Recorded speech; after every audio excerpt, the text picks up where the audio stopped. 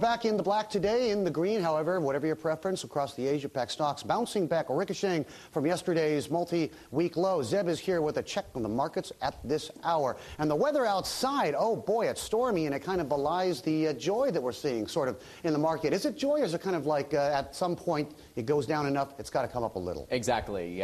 They say what goes up must go down, and the inverse true today, Bernie. Well, it started overnight on Wall Street. Merger Monday there in the United States, helping to drive U.S. stocks to a 5-week high, and we see plenty of carryover from that today in the Asia-Pac markets. I want to fill you in on those two notable tie-ups that happened overnight on Wall Street, driving investor confidence. First is drug maker Abbott Labs' $7 billion purchase of Solvay's drug unit. Now, this deal expected to bring more than $3 billion in annual product revenue for Abbott Labs.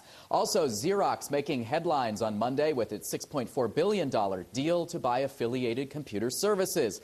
This means Xerox is shifting from focusing on printing equipment, those copy machines you see in your offices, to more technology services. And the deal expected to help triple Xerox's services revenue to $10 billion.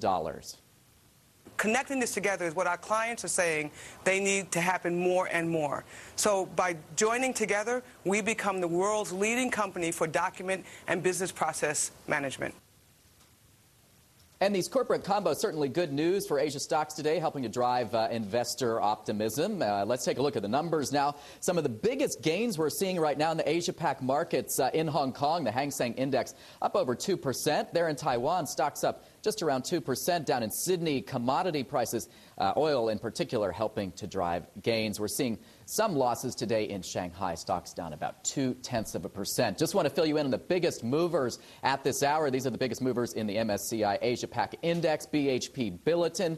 That stock rising in tandem with oil prices. We showed you stocks up in Taiwan and Taiwan Semiconductor helping to lead the way. That stock advancing on news the government may allow chip companies to set up plants and take investments in mainland China. Two other top movers to watch today, Samsung Electronics and Commonwealth Bank down there in Sydney. So, Bernie, despite the nasty weather here in Hong Kong, investors feeling good, and it seems to be the case around the Asia-Pac. You know, coming from Seattle, Washington, where it's like this 300 days a year or something like that, it can be actually very productive, this kind of weather, because you tend to be sort of ensconced on your couch at home or in the office, and you do creative things instead of doing horrible, time-wasting things like go outside, getting fresh air, and exercising, things of that nature. Exactly. Thanks, Evie.